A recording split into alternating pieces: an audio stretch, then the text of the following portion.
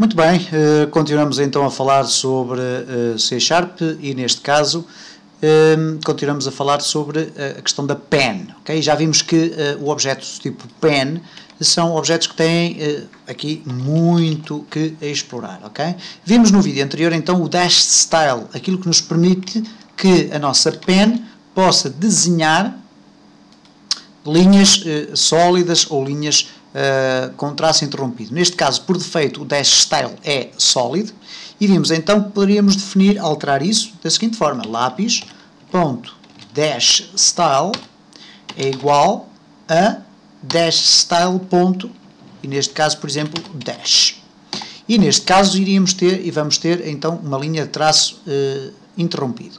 Ok, eu vou fazer aqui uma pequena alteração para facilitar a visualização da linha, que é alterar as coordenadas no sentido que a linha fique reta. E neste caso eu vou colocar o point 50,50 e vou colocar aqui 200, não, vou alterar para 300, por exemplo, e vou colocar aqui a mesma 50. O que quer dizer que estas coordenadas vão ter a mesma altura, isto é, o mesmo y, que é 50. Então vamos aqui testar e cá está então a minha linha. Então eu posso alterar, alongar mais um pouco, vamos experimentar aqui o 500.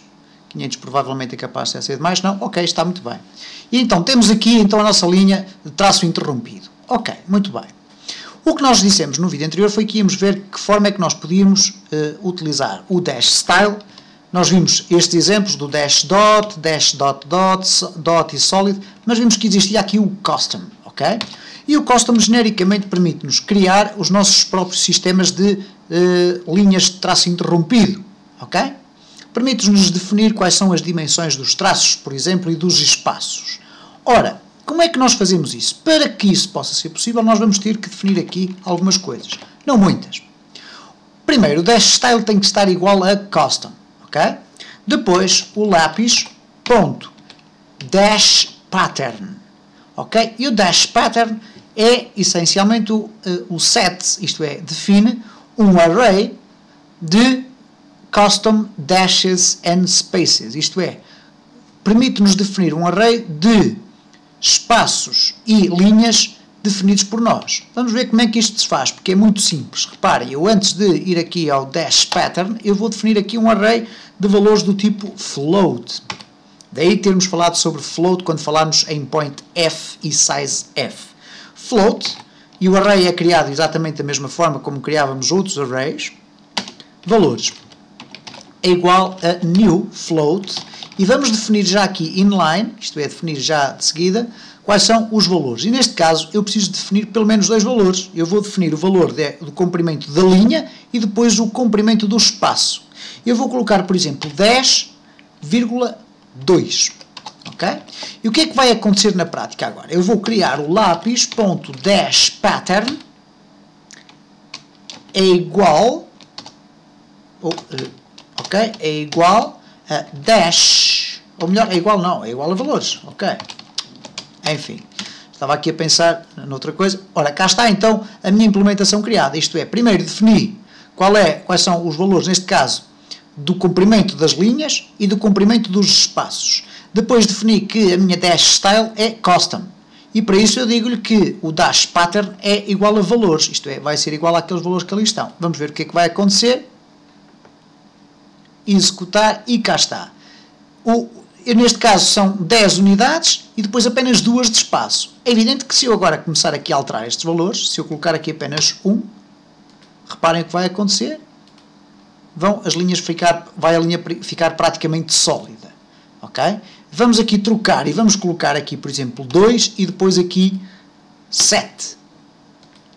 O que vai acontecer na prática é que vamos ter 2 de comprimento de linha e depois 7 de espaço. Ok? Isto não equivale precisamente a pixels, portanto são unidades que o próprio sistema vai interpretar. É evidente que se eu agora utilizar aqui, por exemplo, 10,2,10,5, o que vai acontecer é qualquer coisa como isto. Reparem, eu tenho 10,2, 10,5 e depois volto a repetir outra vez o mesmo valor daqui para a frente. 10,2, 10,5, 10,2, 10,5 e assim sucessivamente. Se eu quiser fazer, por exemplo, e vamos ver aqui de que forma é que nós podemos fazê-lo, por exemplo, um dash dot. isto é, um traço e um ponto. Eu posso fazê-lo aqui no custom, isto é, posso colocar aqui, por exemplo, 8,1,2,1. Vamos ver se isto funciona, ok? Ok, cá está. Traço, ponto, traço, ponto, traço, ponto e por aí fora. O que é que eu fiz? Basicamente, defini primeiro o comprimento do traço, depois o espaço do traço, já alterei aqui, o espaço do traço, à frente a largura do ponto e depois a largura do espaço seguinte, ok? Porque se eu tirar daqui este valor, vamos ver o que é que acontece, não aparece o ponto. Porquê? Porque não tem definido imediatamente à frente qual é o valor do espaço. Se eu colocar aqui o 1, então vou ter realmente o traço pontos muito bem definido. Cá está, traço ponto, traço ponto, traço ponto e assim sucessivamente. E portanto esta é a forma de nós podermos definir dash styles do tipo custom, ok?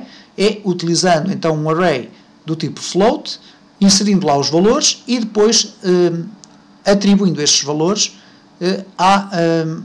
à propriedade dash pattern e automaticamente o lápis irá desenhar sempre uma linha desta forma.